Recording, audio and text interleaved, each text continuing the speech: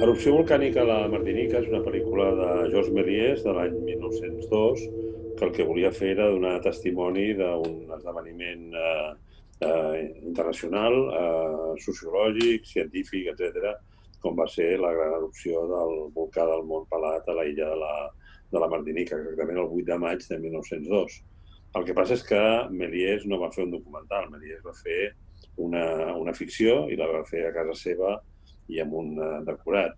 Aquí s'haurien d'aclarir algunes coses. Una, que Méliès l'associem amb pel·lícules de fantasia, de fantasmagories, de trucs de màgia, etc. Però també tenia una producció abundantíssima de documentals, o com en deien en aquella època, vistes animades molt similars a les dels germans Lumière, que teòricament era l'alternativa. No era tanta alternativa, hi havia un punt de coincidència important. El que passa és que Méliès, com a bon mag, doncs, buscava solucions enginyoses i davant de la dificultat física buscava la il·lusió que li proporcionava el cinema. I curiosament, l'any 1902, l'any del volcà de la Martinica, també hi ha una altra pel·lícula que és seva, que és la coronació del rei Eduard VII d'Anglaterra, i aleshores, doncs, en aquells temps, doncs, el cinema no estava considerat com ara, i va tenir la possibilitat de rodar l'entrada de la comitiva reial cap a Westminster, cap a l'abadia de Westminster, i la sortida de la comitiva, però no el van deixar entrar a rodar l'escena clau, que era la coronació del rei a dintre l'abadia, i el que va fer va ser reproduir aquesta escena amb actors i amb un estudi. Amb la qual la pel·lícula és una pel·lícula híbrida, que hi ha un inici documental de l'entrada de la comitiva, una segona part de ficció, que és la coronació amb actors, i una tercera part, que és el documental de nou. Amb la qual cosa la pel·lícula colava com a documental. El cas de l'erupció del volcà de la Martinica és més radical perquè és tota ficció. És a dir, ni Méliès va anar a la Martinica, ni va rodar res, ni hi ha imatges documentals, i el que es veu a la pel·lícula doncs és un decorat amb una ciutat, la ciutat de Saint-Pierre, que és la que va quedar afectada pel volcà. Darrere hi ha el volcà i darrere surten una mena de fumaroles que vés a saber amb quina mena de focs artificials ho va fer Méliès. Tampoc era nou, perquè això estem parlant de 1902. El 1898 hi ha una pel·lícula de propaganda nord-americana, sobre la derrota d'Espanya a la guerra colonial cubana, que és la batalla naval de la illa de la badia de Santiago, i està rodada amb una banyera. És a dir, totalment falsificada, amb vaixells d'alumini i amb focs artificials per simular les explosions dels vaixells. L'efecte realista era tan important que diuen les cròniques de l'època que el Ministeri de Marina espanyol va comprar aquesta pel·lícula. I, per tant, això animava a que els cineastes fessin colar com a documental, com a real, coses que eren absolutament ficció i fabricades. I aquest és el cas de l'erupció del volcà de la Martinica, que veurà a continuació, amb la qual tot està reconstruït, però va colar com el testimoni cinematogràfic que donava fe d'aquest esdeveniment històric i científic.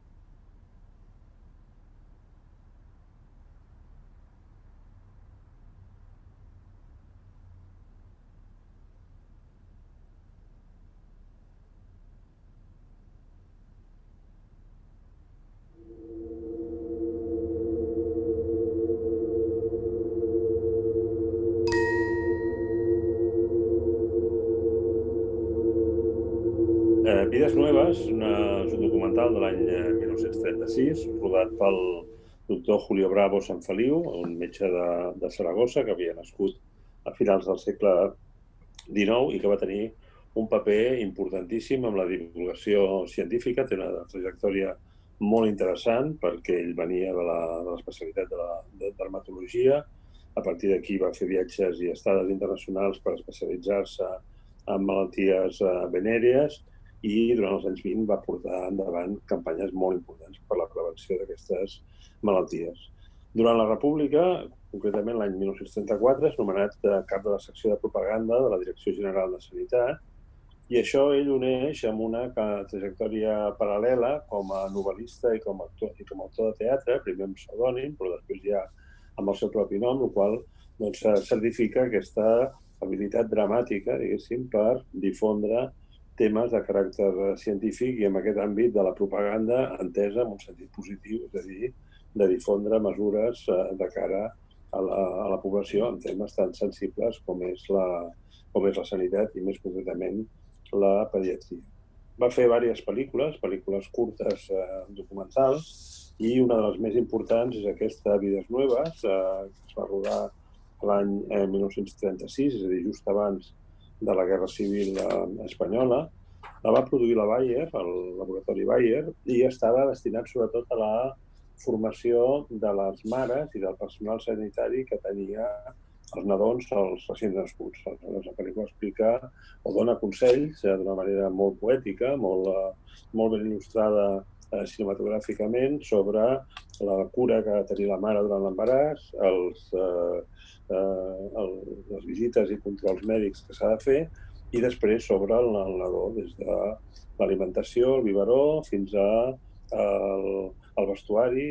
Diu coses molt interessants i molt importants. El nen tan petit creix molt ràpidament i per tant no me l'enfaixeu d'una manera massa comprimida perquè s'acabarà ofegant, deixeu-lo respirar, que no passi fred o que tampoc passi calor, és a dir, tota una sèrie de consells molt pràctics. La pel·lícula tenia aquesta finalitat divulgativa i s'exhibia en sales cinematogràfiques al costat dels llargmetratges de ficció com un documental de propaganda i d'instrucció popular. La pel·lícula està tan bé i és tan útil que fins i tot el franquisme, amb un acte de cinisme absolutament espectacular, doncs el que va fer va ser recuperar-la als anys 60, concretament l'any 64, amb aquella campanya famosa dels 25 anys de paz, doncs va fer passar Vides Nueves com si fos una pel·lícula espanyola franquista dels anys 40, per reivindicar-la dintre d'aquesta campanya. Era fals, era una pel·lícula 100% republicana, dirigida per algú que havia estat dins dels aparells de propaganda de la sanitat republicana i, per tant, van tenir que fer aquesta maniobra per camuflar els seus orígens, que ara des d'aquí jo vull reivindicar. Forma part de l'arxiu de la col·lecció de la Filmoteca de Catalunya. En aquest moment la tenim digitalitzada i amb distribució fins i tot internacional, i és una pel·lícula que en aquest context té molt interès i té una altíssima qualitat científica. Jo la vaig presentar a la conferència inaugural d'un congrés de metges especialitzats en història de la medicina i va tenir un èxit espectacular perquè realment és una pel·lícula, no diré que vigent des del punt de vista científic, però sí molt interessant des del punt de vista de la divulgació.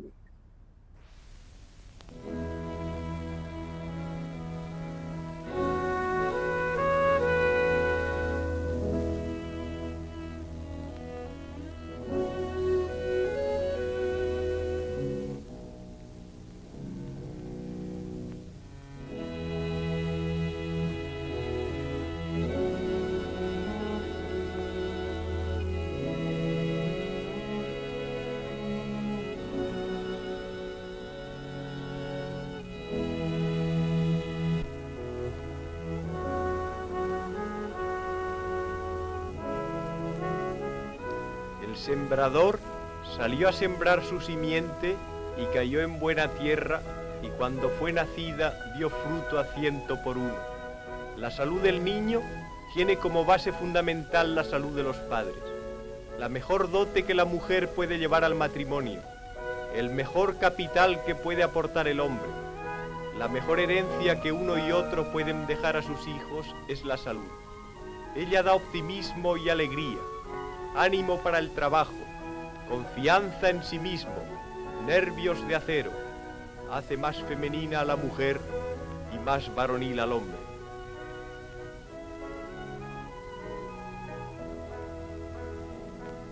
Afortunadamente, intentan hacerse más sanas y fuertes, y ello ha de redundar no solo en provecho del individuo, sino en beneficio de la familia, de la sociedad y de la raza.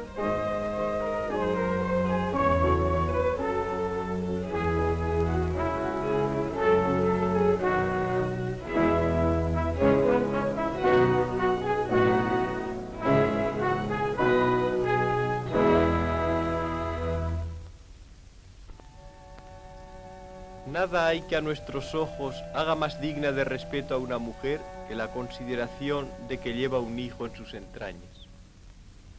Qué alegría cuando es una mujer feliz. Con qué ilusión prepara las ropitas y cuántos sueños y memorias acuden a su imaginación.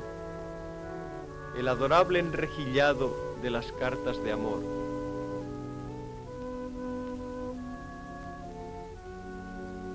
El blanco tul cortado acaso del velo nupcial que ha de cobijar al niño que espera.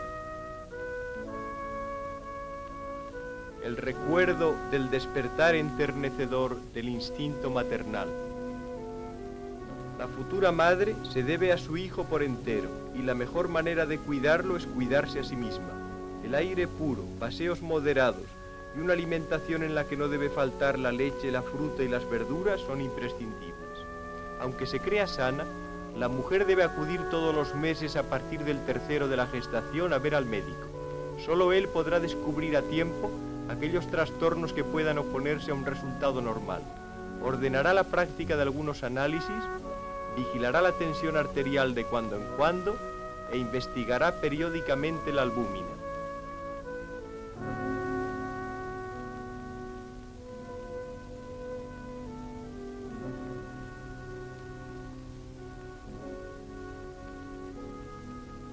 Leyes sociales deben proteger a la gestante que trabaja, procurándole reposo suficiente y asistencia adecuada.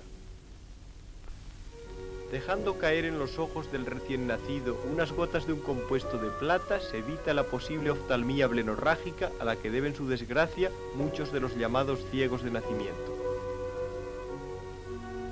Los niños se desarrollan al principio con notable rapidez y debe huirse, por lo tanto, de todo aquello que se oponga a su normal crecimiento.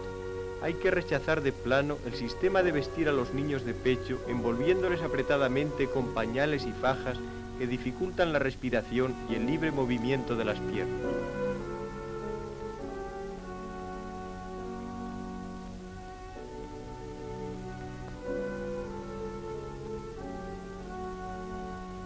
Pónganse ustedes en el lugar del niño y vean por contraste la satisfacción que experimenta la criatura en cuanto puede respirar y moverse a gusto.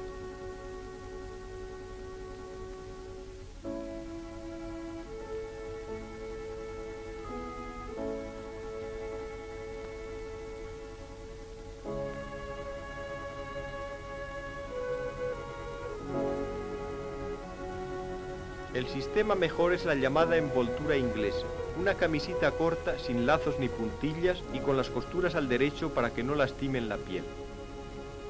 Una pequeña faja de piqué o de punto y de un ancho no superior a 10 centímetros.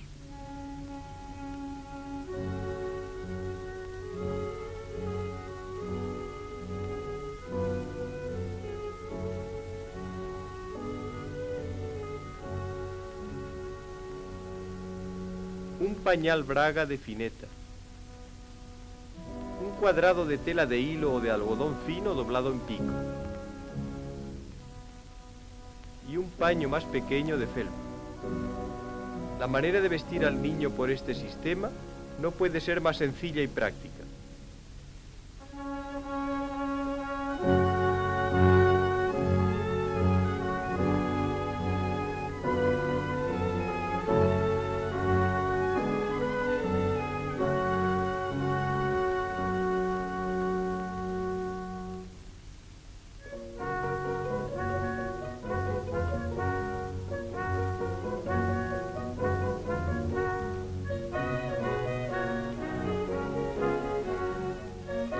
hay que poner al niño zapatitos de punto de lana bien tupido.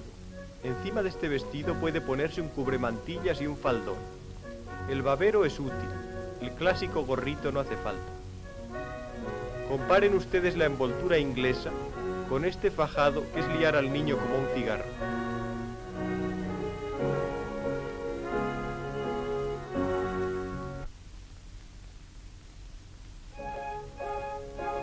Los niños morirían de frío si no tuviesen una madre que les abrigase. Los animales tienen en general el privilegio de nacer más protegidos contra el frío que los seres humanos. Unos nacen cubiertos de pluma, otros con abrigos de lana, y algunos hasta con abrigos de precio, como este de Astracán.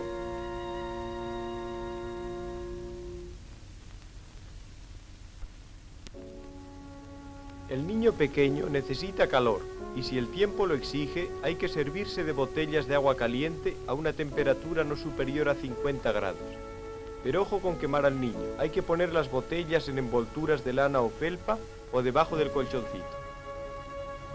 El niño debe dormir solo desde el primer momento y hay que acostarlo de lado y precisamente del derecho después de tomar alimento. La cuna debe ser fija, ello ahorra trabajo a la familia y molestias a los vecinos. Se evitará que haya luces que distraigan la atención del niño o le hagan desviar la vista. Al principio el niño casi no hace otra cosa que dormir, pero se debe y se puede ir reglamentando su sueño, pues no conviene ni al niño ni a la madre la irregularidad de las horas de reposo. Hay que saber llevar al niño en brazos, la columna vertebral es muy tierna, y para llevarlo de paseo lo mejor es un cochecito, los hay de todos los precios. Los niños tienden a llevarse las manos a la boca, de ahí la importancia de que las tengan limpias. Y menos mal que no es el absurdo chupete que cuando no está en la boca del niño suele andar rodando por toda la casa. Mientras al niño no se le caiga el resto del cordón umbilical, es preferible lavarlo por partes.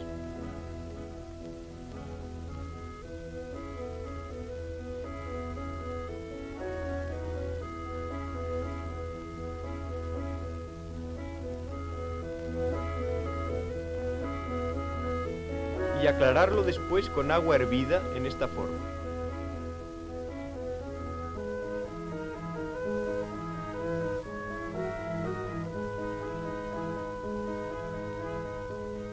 Una vez cicatrizado el ombligo, se puede bañar al niño en bañera. A falta de una a propósito, se puede utilizar un balde o barreño grande. Lo esencial es que esté limpio. Se procurará bañar al niño en el cuarto más abrigado de la casa. El agua deberá estar a una temperatura de 36 a 37 grados.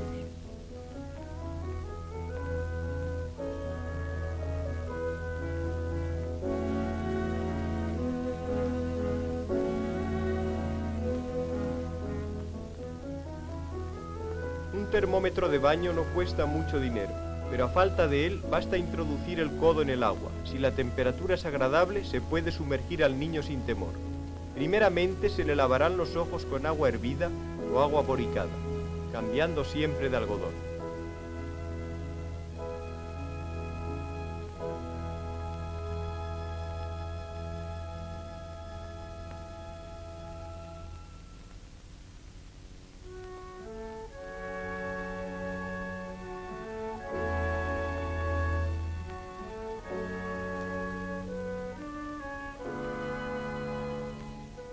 Se puede bañar al niño todos los días y enjabonarlo cada 3 o 4 con jabón blanco de aceite de olivas o con jabón en polvo o en forma líquida y ayudándose de una manopla de felpa.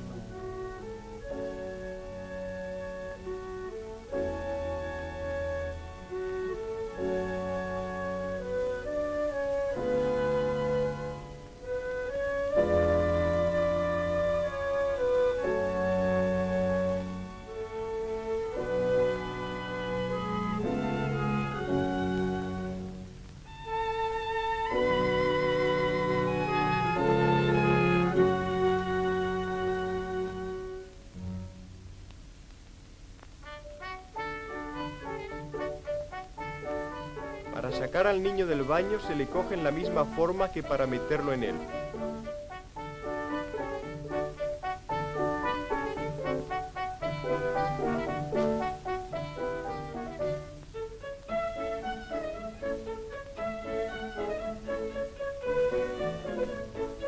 Se le deposita sobre una toalla de felpa bien seca y previamente calentada si el tiempo o el ambiente es frío. Se le secará la cara con un pañito de hilo.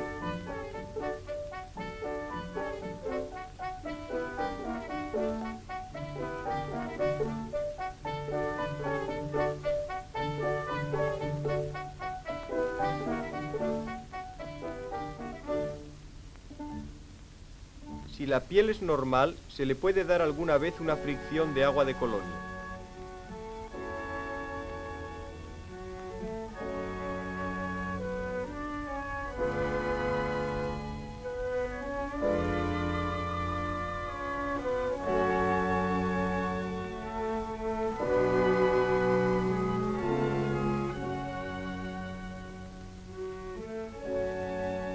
Se terminará con un espolvoreado de talco.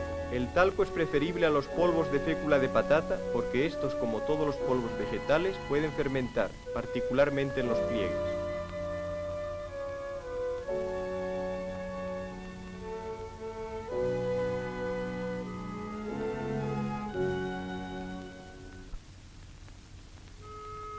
La alimentación ideal es la dictada por la propia naturaleza. Nada incomparable a la leche de la madre.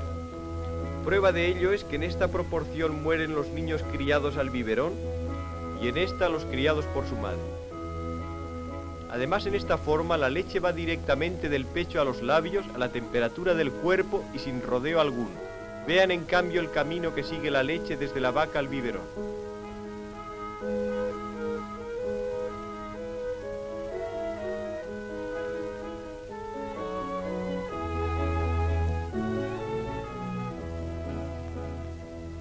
Y menos mal si no la bendice Neptuno. Y si no interviene la química. Y si no se calienta al sol. El calor es el gran enemigo de la leche. Y no olvidemos que en verano aumenta extraordinariamente la mortalidad infantil.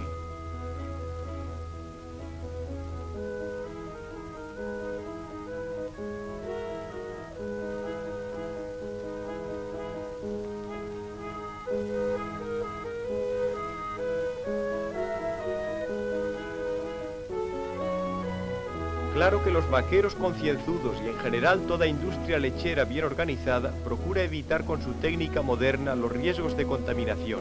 La lactancia artificial puede en efecto realizarse en condiciones de suficiente seguridad para la salud del niño, pero es necesario que toda persona que manipula la leche tenga tan alta idea de la limpieza y de la higiene como el cirujano en la sala de operaciones.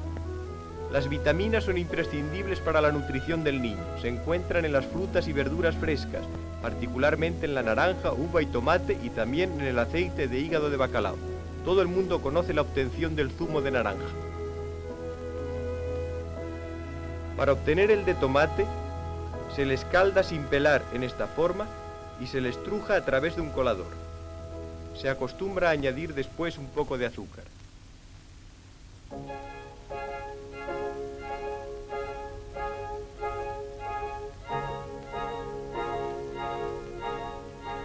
El peso, imprescindible para juzgar de la nutrición del niño, pero no fiarse demasiado de los pesos que dan las tablas. Solo el médico podrá juzgar si es el adecuado a la constitución y salud de la criatura.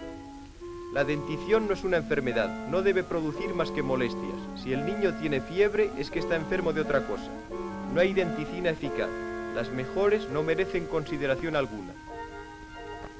No se debe destetar al niño antes de hora. Desde los 6 meses se le puede empezar a dar alguna harina y hasta el año nada más que pecho, harinas y leguminosas en puré. Tampoco destetarlo demasiado tarde y nunca en pleno verano. No se debe besar a los niños, sobre todo si se está acatarrado. El catarro es muy contagioso y puede ser de naturaleza tuberculosa. La vacunación contra la tuberculosis se realiza con la llamada vacuna BCG. De esta sencilla manera, en 3 tomas, durante los 10 primeros días de la vida.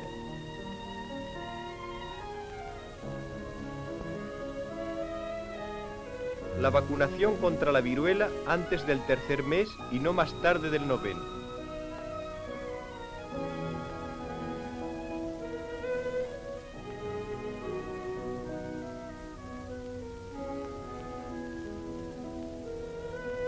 Y la vacunación contra la difteria por inyección subcutánea al finalizar el primer año de la vida. Y vamos a terminar. Hemos pretendido dar pautas generales que creemos han de ser útiles a las madres presentes y futuras. Debemos añadir, no obstante, que en el cuidado, pero principalmente en la educación de los niños, que empieza desde la cuna, cada caso requiere estudio especial, pues no hay dos niños temperamentalmente iguales ni en la misma familia. Así pues, conviene que las madres pidan siempre consejo al médico competente. En fin, cuidad de los niños, porque los niños de hoy son los hombres de mañana.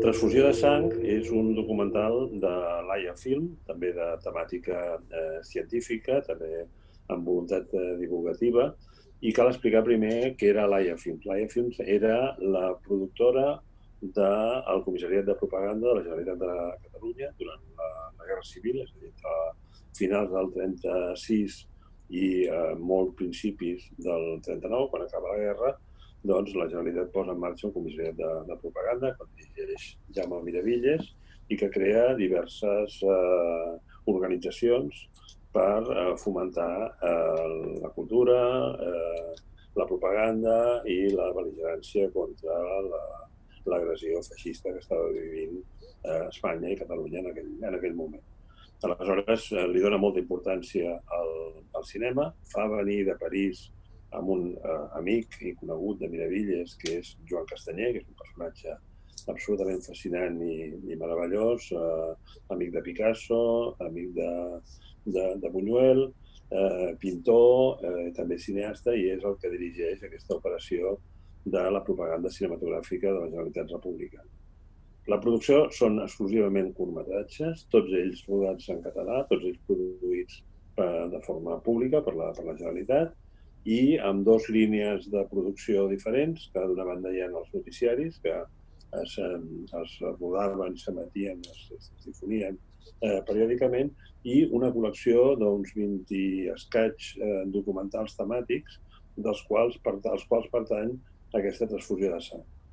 La voluntat de Laia Films, tant dels noticiaris com dels documentals, era doble. D'una banda, informar de què és el que estava passant al front, de cara a que ho veiés la rereguarda, el públic que anava als cinemes de Catalunya, i, d'altra banda, reivindicar la normalitat i els valors i la cultura d'un país que estava al mateix temps agredit militarment, bèl·licament, pel feixisme. Aleshores hi ha des de documentals sobre els ullaires de Breda o els tapers de la Costa Brava fins a d'altres documentals que són més de caràcter d'informació de què és el que està succeint als diversos fronts de la guerra durant aquest període, bàsicament 37-38. Transfusió de sang juga amb els dos aspectes, és a dir, reivindica el servei de transfusió de sang al front, i concretament l'obra del metge que el portava, que era el doctor Frederic Duran i Jordà, i, d'altra banda, aquesta connexió entre la rereguarda i el front. I, per tant, la pel·lícula comença en els laboratoris de la rereguarda, explica exactament el valor que té els donants de sang civils que van a donar sang, el poc risc que implica aquesta intervenció, com es desinfecten els braços, com es recull la sang, com la sang es conserva en uns determinats matrassos, en determinades condicions, i a partir d'aquí doncs aquests flascons de sang són col·locats en ambulàncies i portats al forn, i llavors veiem quina és la seva utilitat pràctica quan transfundeixen a malalts i ferits de guerra en els fronts que necessiten aquesta intervenció urgent. Això es distribuïa en els cinemes, val a dir que va ser prohibit o boicotejat per als anarquistes, perquè això era una iniciativa d'Esquerra Republicana i del Partit Comunista, i per tant, dintre de la guerra particular que mantenien amb els anarquistes controlaven l'exhibició i la producció cinematogràfica, i mentre va perdurar aquesta hegemonia fins al mes de maig del 37, doncs els anarquistes impedeixen que aquest material de la Films, per ser producció governamental i amb aquest segell de republicans i comunistes, doncs no es poden veure en aquestes sales de cinema. Justament quan vaig presentar aquesta pel·lícula, que la vam recuperar deu fer uns 5 o 6 anys a la Filmoteca, estava en un arxiu privat, ens van donar el material i va ser una gran alegria veure que havíem recuperat aquest curtmetratge que s'anava perdut. Jo el vaig presentar en un congrés de Història de la Medicina de Catalunya i gran alegria veure que un dels assistents, un metge ja gran, jubilat, em sembla que era de Blanes o de Calella, va dir, recordo perfectament quan vaig veure de petit aquesta pel·lícula en una sala del meu poble. Per tant, doncs, el cercle de la memòria es tancava i ara aquesta pel·lícula està a disposició per veure els seus valors cinematogràfics d'una banda, però d'altra banda aquest valor pedagògic de la importància que tenia la donació de sang en temps de guerra.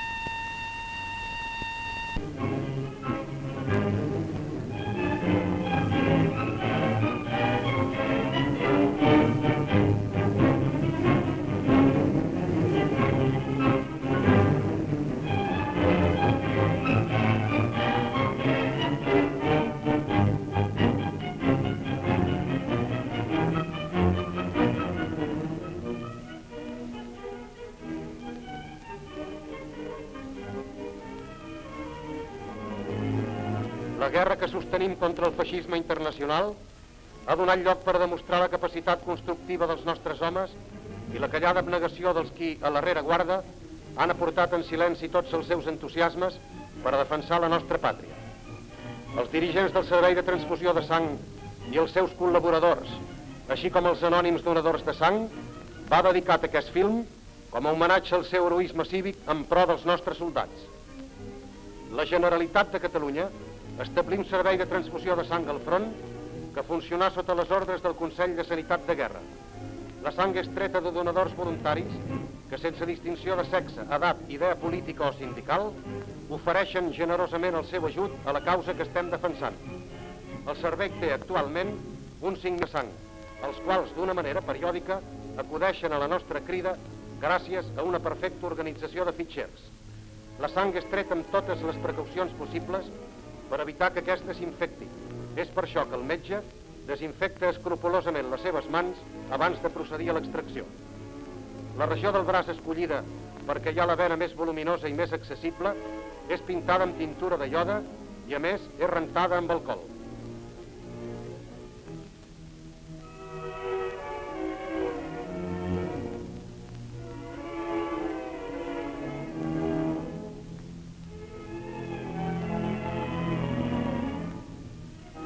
Aleshores, es protegeix aquesta part del braç de les altres per mitjà d'unes talles esterilitzades.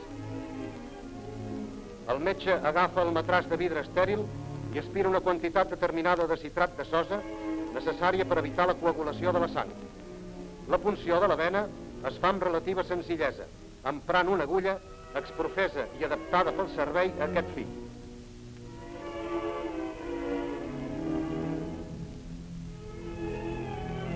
La sang entra dins el matràs per l'aspiració que li fa una trompa de bull.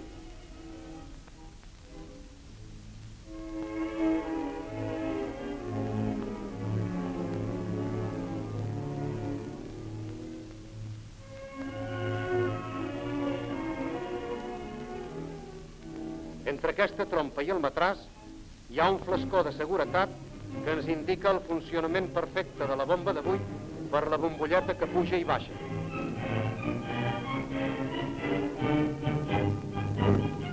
Un cop feta la sagnia, es treu l'agulla. L'operació és completament indolora i el donador mou el braç immediatament.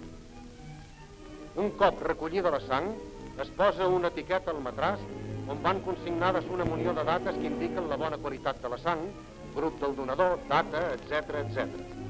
Les sangs són comprovades una per una per assegurar-se del seu grup i aleshores sembrades bacteriològicament.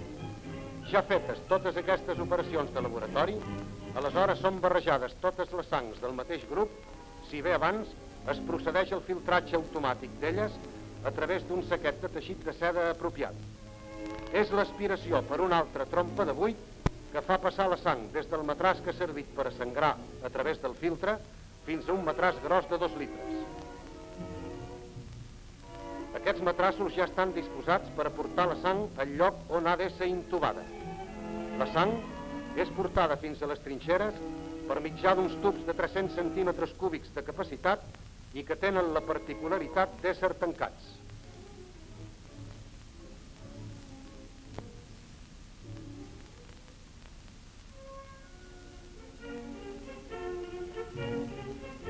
En el seu interior hi ha una pressió de 2 atmosferes.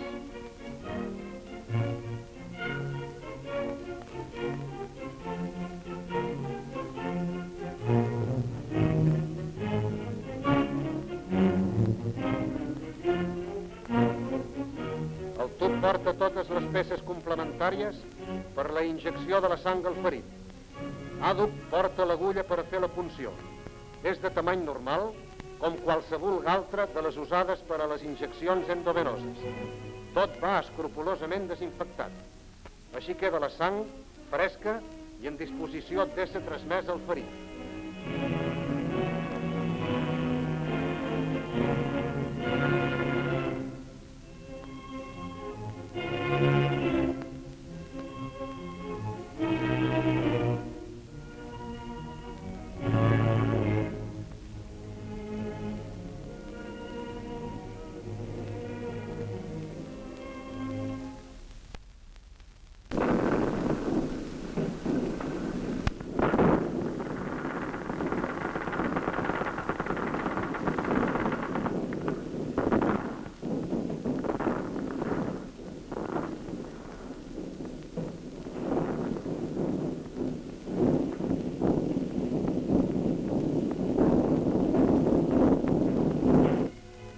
El servei de transfusió de sang compta actualment amb tots els elements necessaris per atendre ràpidament totes les peticions que vinguin dels fronts de lluita per injectar sang fresca en les venes dels soldats ferits. La transfusió pot fer-se en les mateixes avançadetes, gairebé sota el foc de l'enemic, puix que només cal escalfar la sang de 36 a 40 graus i preparar el ferit com per una injecció endovenosa.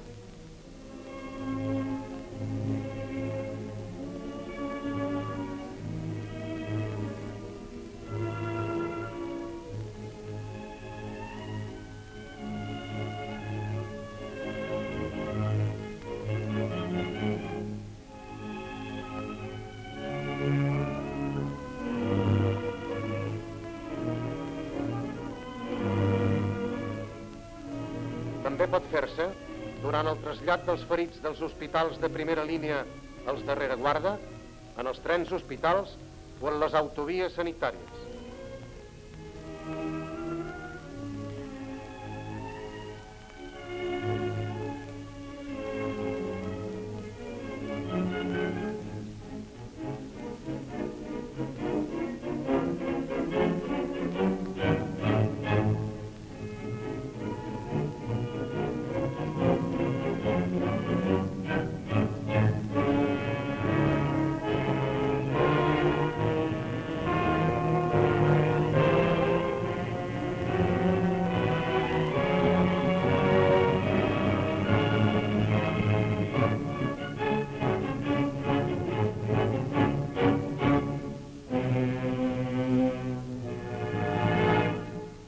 O bé en la calma i el silenci dels hospitals militars.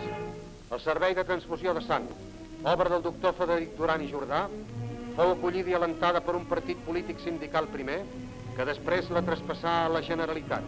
I ara, la Generalitat de Catalunya ha confiat aquest meritíssim servei al cos de sanitat de l'Exèrcit de la República perquè el seu benefici pugui estendre's a tots els soldats. En el món científic internacional, el nostre sistema de transfusió de sang ha despertat viu interès i són diversos països els que han sol·licitat patent per adoptar-lo als seus exèrcits. Heus ací una obra meritíssima que els fills de Catalunya i d'Espanya han creat i posat en pràctica amb la senzillesa del qui en silenci acompleix el seu deure i sols aspira a la satisfacció moral que dona fer bé als nostres consemblants.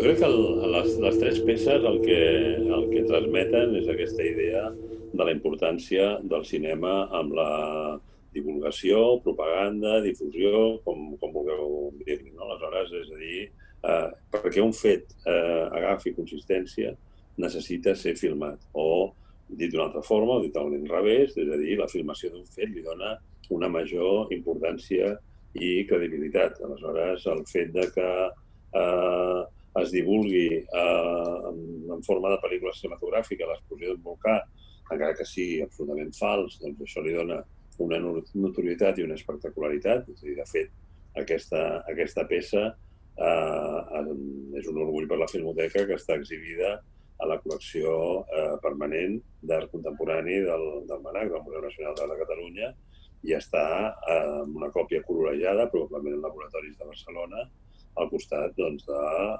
clàssics del modernisme, dels cases, dels rossinyols, etc., formant part d'aquell context. En el cas de Vides Nuevas, evidentment, que la senyora Maria vagi al cinema i que vagi a veure una pel·lícula de ficció, però que abans li expliquin que quan estigui embarassada i tingui un fill de determinada manera, li dona un subratllat d'importància que és, ara és el mateix, abans ho he vist a la televisió i ara és, he llegit un tuit, no? Llavors ho he vist al cinema.